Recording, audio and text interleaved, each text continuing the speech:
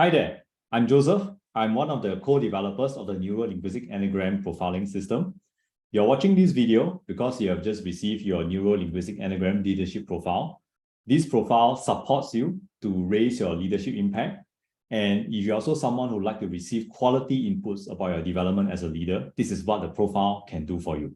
Now, I'm going to walk you through the process to unpack this profile and maximize how you can benefit from it. It is going to be a reflective process. That means you want to be able to take in the information and kind of make connections with it. Now, just before we start, I just want to talk about this. Reflection is a luxury today.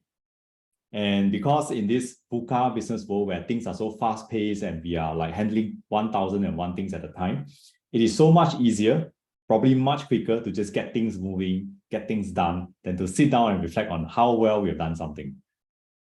But reflection is also the opportunity to be able to optimize our growth as a person. Because when you are able to see how you have been working for or against yourself and your team, then you can actually derive leverage points and also understand how to make the most of these leverage points for your development. So please have your NLE leadership profile ready with you, be it hard copy or soft copy, whichever works for you.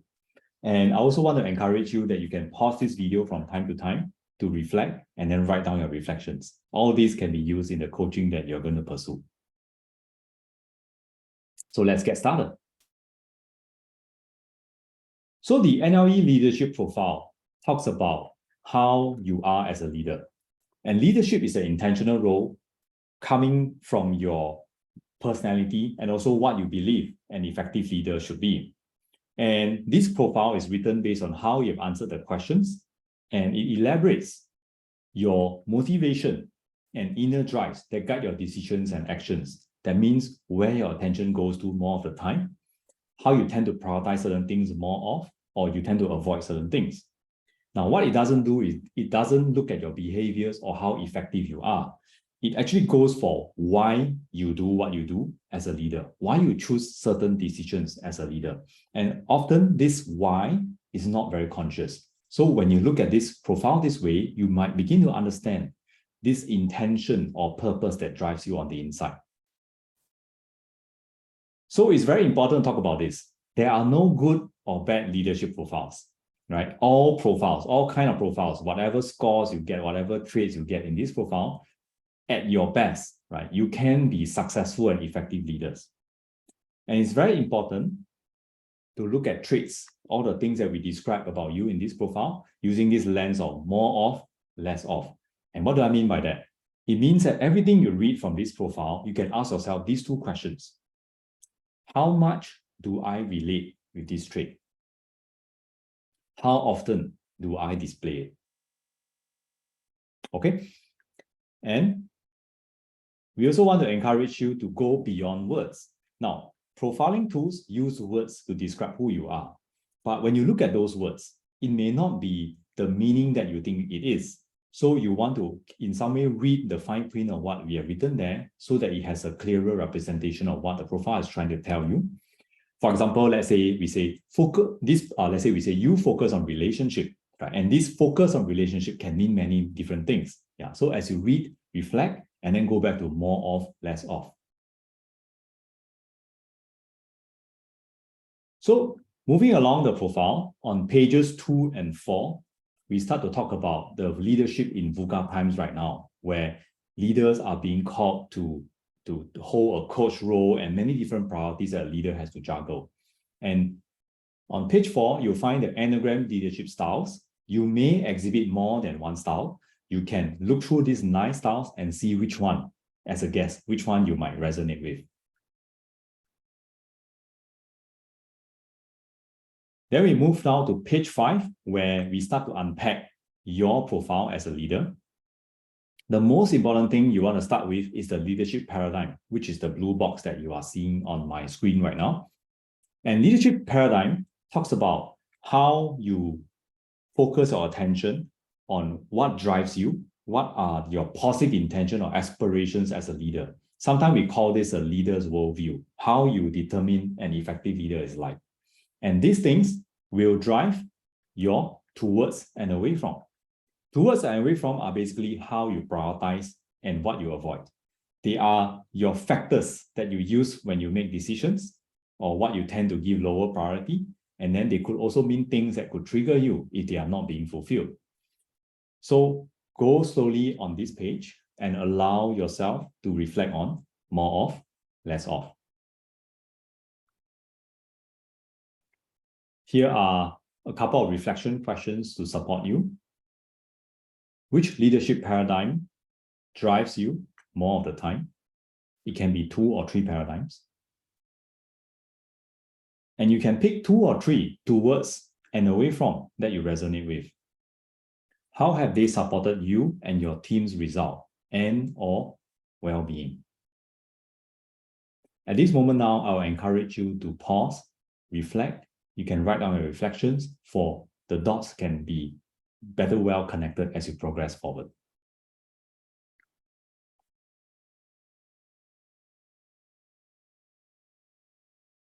Moving on to page 6 to 8, we start to look at the leadership strengths and derailers. This is also where we talk about, as a leader, if you show up the way you are, how are you making an impact, right? So strengths are when the impact that you are making is a positive impact. Derailers are representing negative impact. And overuse or misuse of strengths can become also derailers.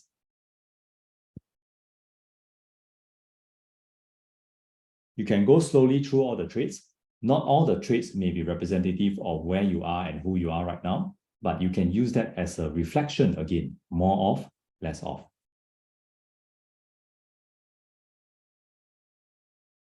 Here are a few reflection questions to support you. In your current position, which strengths you relate most with? Where else can you apply your strengths? And this application is also about increasing and enhancing your impact as a leader. In your current position, which derailers you relate most with? As a result of your derailers, what are some unintended trade-offs you have been tolerating?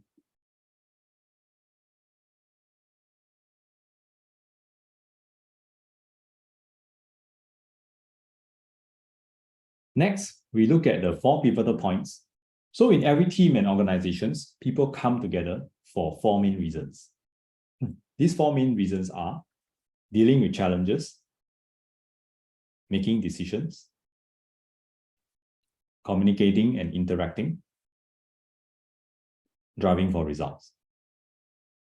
And we call these 4 pivotal points, or sometimes 4 choke points, because these are the areas that prevent a team or a leader from moving forward.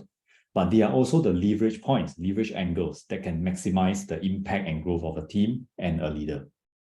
So I want to walk you through spectrums, right? Every one of these pivotal points is a spectrum of trait, how you go about dealing with challenges.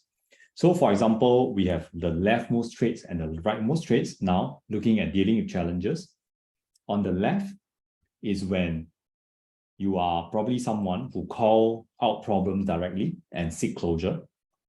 And on the right, you'll be someone who have higher tolerance for ambiguity and you want to explore for options when you look at challenges. And when you receive your report, you'll find there are some dots that we put on these bars. Those dots will kind of tell you where you are. And you have the write-up as well that explains how these traits supports you or how these traits can work against you as well. For making decisions, leftmost prefer to use data-backed approach, structured approach for decision-making. Rightmost is someone who has used gut feel and experiences to make decisions. Communicating and interacting, left side, tasks and details are your focus. Right side, relationship and also creating big pictures that allow people to make connections will be your focus for communication and interaction. Driving for results, left-hand side, do well, preserve successes. Right-hand side, do more, advance, push for opportunities and growth. So all this will be written, we have actually consolidated all this as a profile for you. It is not representative of how well you're doing at this point. It's in some way a snapshot of where are your development opportunities and also where are things that is actually working well for you. If you look at this and you look at how you handle challenges, decisions, communication, and also drive for results, you might actually derive areas of improvement and also areas that you want to reinforce as a leader. So finally, on page 9, this is for your reflection and preparation for the coaching. On the left-hand side, we have two things: outside team demands, which talks about how you handle things outside of your team, working with matrices, working with vendors, working with partners, and so on. At the bottom, leader-team dynamic is is your relationship with your team and your team members. Top right corner, leader self-mastery talks about you on the internal. How is your self-mastery? How is your paradigm? How do you express your paradigm? And how is that working for you or against you? Internal team dynamic is the relationship between your team members. And you can reflect on this as, how are you enabling the relationship between the members? Or how are you not enabling your relationship with the team members? So this is all we have for the NLE leadership profile. There's a lot of things that you can actually unpack on this if you spend some time on it. And as you reflect on this, allow the dots to connect for you and allow yourself to possibly pen down some of the areas that you would like to receive coaching on. And as you progress forward, you'll be able to maximize this journey with your coach. All the best, and thank you very much.